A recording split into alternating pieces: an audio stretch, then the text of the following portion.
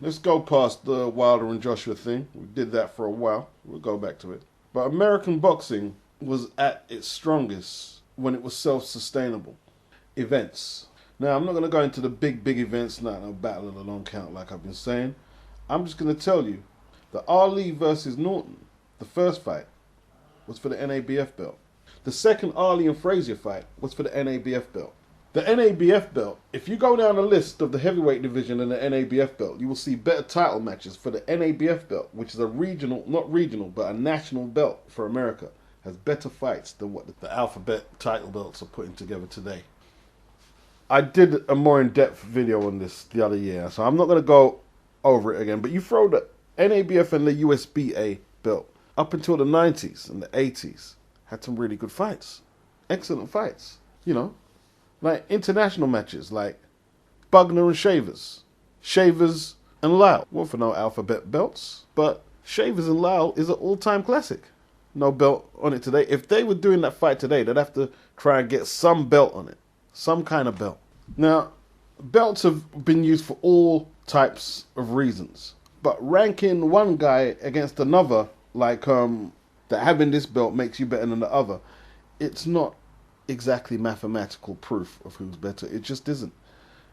Let me tell you this now. The belts were invented by fans for fighters. If enough of you request it, I'll do a follow-up video on that. No problem at all. It all depends what kind of event you can attach to the belt. Like I remember when the PBC was starting, there was talk that there was going to be some PBC belts. But it never went no further. Now, I don't think it would have been too bad an idea. I think that could have replaced the NABF, which we don't really see in play, and the USBA, because the PBC has a lot of American fighters who fight each other on there. Now, I'm not talking about a Garcia or a Thurman or anyone like that who are signed to Al Heyman, but I'm talking about guys just a level below. They could be fighting for them PBC belts, because domestic rivalry and cleaning up your domestic scene is always good. It brings a lot of discussion up, man. Like with Zab Judah, Brooklyn versus St. Louis when he took on Spinks. You know, I remember, you know, that it was quite an event. Not a massive event, not a super fight type event, but it was quite a good event from what I remember, you know. Now, this is just an imaginary scenario. So don't try and say timelines and thing that Miller wasn't fighting there. No. Let's say we go back to 2015, 2014, just before Wilder won the world title. And Baby J Miller was his rival. If he's the next best heavyweight after Wilder, and that was on a PBC card for a PBC belt, Champion of America, free television. You get the rivalry from Alabama and the rivalry from wherever Miller is, and the surrounding areas would get involved. I think that's quite a good step in self-sustainability. You know, remember, this is just one fight. Remember, there's other weight divisions, and this is going to be regular. People are going to be rushing home. Yo, I want to see my guy from Brooklyn against my guy from Compton or wherever. You know? See, here's what people don't understand, me, and what I don't understand about people. People keep screaming, unified, undisputed, when it's very political and there's a lot of money and powerful men controlling the strings to get to that. But if people were to control the things that they could control, like domestic matches, cleaning up the backyard, you know, like Deontay Wilder versus Gerald Washington for a WBC belt, doesn't have much marquee value. Now, if it was for a PBC belt, before he had a championship, it's a different story. It won't be huge, but it's a different fight. It takes it into a different paradigm. It has more value. But as a world title, no one's hearing that. And don't get me wrong, I'm not saying that's going to get you necessarily multi-million-dollar fights. I'm not saying that. I'm saying this is how you build up competition. So let's get into politics. Like, you know, you could always talk about general elections, but local politics is just as important to you and your immediate surroundings. More important. It's like, I heard Kenny Porter talking, but he was talking about a Thurman rematch. I love that. They're going to do that one again? I love that. See, you need familiarity. That's what you need. You need familiarity. That's a great series of fights. Just like familiarity would come with domestic matchups. The best of America against America, welterweight, light welter, light middle, on and on and on. Where did Anthony Joshua's ascension start from? From beating his London rival, Dillian Whyte. That's where it started. Remember that. That was pay-per-view. That was Joshua's first pay-per-view. The Dillian Whyte fight. The British title. People talking about I'm trying to protect Anthony. Protect what? I want to protect. Is he my brother? I don't think people.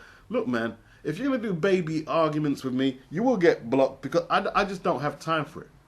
I don't have time to protect boxers. You know, Eddie Hearn. What kind of fighters was he putting in world championship fights up to a couple of years ago? Guys like Lee Purdy against Devon Alexander. He didn't have a fucking chance. That's because Eddie didn't have a stable like he does now. He didn't have no Brooks or Joshua's. Carl Froch wasn't quite the star yet. He didn't have them guys. So at that time, Eddie was doing a lot of domestic matches. His consumer base, we're happy with that. Okay, we're getting domestic matches. We know we're not the best worldwide, but we enjoy our domestic matches. The fights were becoming popular. Eddie was building his brand. He was building his brand. And the money was coming through. He started signing up the Olympians like Joshua, Luke Campbell. Brooke was just warming up from 2004. Eddie's had him along. I think Frank Warren had Kell Brook at first, didn't he? I'm not sure. From 2004. But now he's just maturing. You know, like, you guys can't say shit to me. I've been telling you a lot of the stuff I've said before Floyd Mayweather retired that you need to make contingencies. You can't say shit to me about being reactionary because I never am. One thing in life, nobody who knows me will say, Beats is reaction. No. I'm always thinking ahead of most people. Always. You know? And I'm just not going to let people forget what it took for Eddie Hearn and them guys to get there. Yeah? I'm not, right? Eddie Hearn used to put them prize fighter tournaments on. Domestic boxing. Some Americans have competed in them. I think James Toney, Derek Rossi, and a few other guys. Jason Gavin. And that used to attract big crowds. It was a £32,000 reward for the winner. It got the crowds excited. And these things built up a customer base for Eddie. He doesn't even do it anymore. I mean, even when you look at the transition from amateur to pro, like Robert McCracken started as a pro trainer, training Howard Eastman, amongst other people up in the Birmingham region.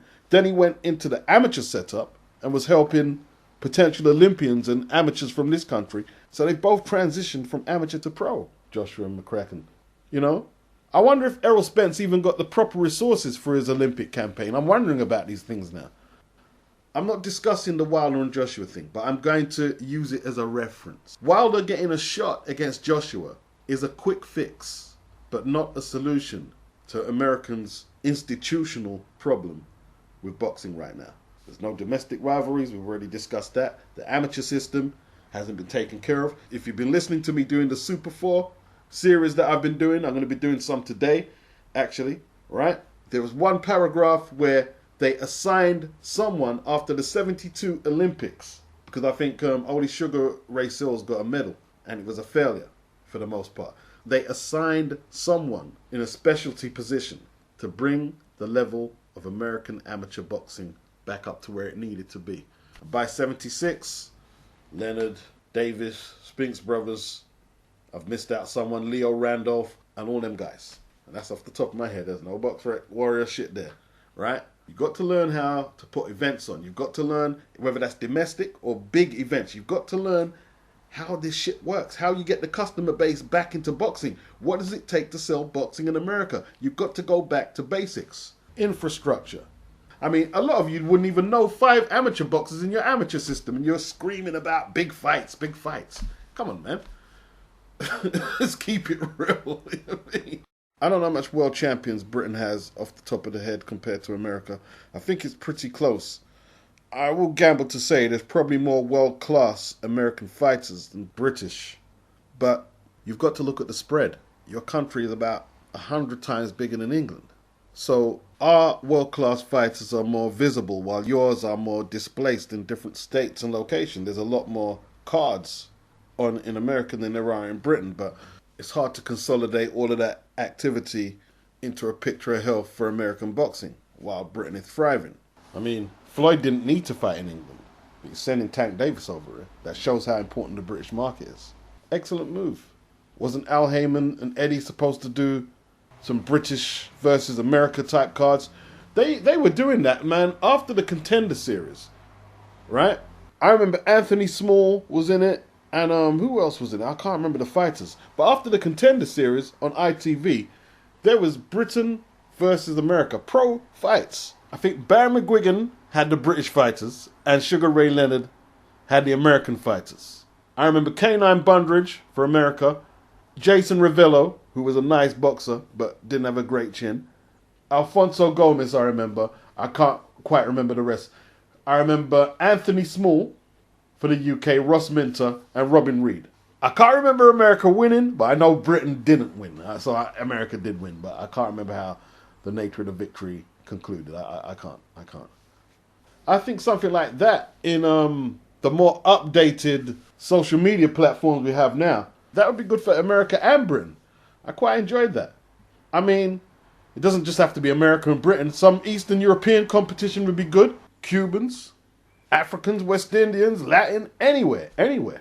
We need to interject some of that. Back to boxing. It's not just about Floyd and Golovkin and Thing, man. It just isn't. And a lot of people are getting away from that. Some people say they're boxing fans, but they only support big championship fights. That's the only thing they support. And that's a problem. That's a big problem. Big problem. Any regulars to my hangouts, would you back me up and say how much times I say, yeah, man, I'm looking forward to this domestic fight? And it's probably some guys you guys ain't even really checking for, but I'm looking forward to it. Because I just like that feel of a big contest between areas I know in the country fighting. I just like that. A lot of the American boxing fans, all you want is these big fights. Massive $1 million fights. And you don't even have an infrastructure for your own boxers in America. And that's got to be said. I think, I'm just going to keep it 100. You guys across there have been spoiled for too long from Joe Louis days. Let's say. It's always been over there. And now you ain't got it. And now you don't want to rebuild. Kind of like East Coast hip-hop. And it's not Mayweather's fault. That's just one boxer. A lot of people have been complaining and blaming Floyd for killing pay-per-view and killing boxing generally in America. One boxer can't control the whole infrastructure of American boxing. This is neglect all the way around. And I think probably too much complaining about Mayweather and not looking at the ceiling falling down on your head. You got a bunch of dicks in the media claiming they're representing boxing. I don't know what they're about. They're on some bullshit. At the buffet table looking for credentials and any little kickbacks they can get. Yeah? While, I tell you what, man, the guys at IFL, Coogan and James, they're all about the country. You go to their videos, you'll see them talking to boxers who you don't have a clue who these people are. But they're talking to them like they're important. That's grassroots, bruh. The difference is, our boxing over here has more of a domestic edge, a more personal feel to it. Your shit over there is detached right now. Has a very detached feeling to it. The only problem I foresee for over here is if the talent pool stops reproducing, how does Eddie go back to basic domestic fights and trying to justify people paying pay-per-view for them? Because now we're getting a little spoiled. This is what happens. We're getting a little spoiled. The PBC, I feel right now, if we're just talking about the pro thing, the PBC is going to be the way forward. But it's not perfect. It's not perfect yet, and I can't quite put my finger on why it's not quite perfect, but this is the way forward. It's probably the closest thing to the Tuesday night fight situation you guys used to have. And that was excellent. An excellent period for American boxing. Was I too harsh? Was I getting above myself? I'm sure you'll let me know.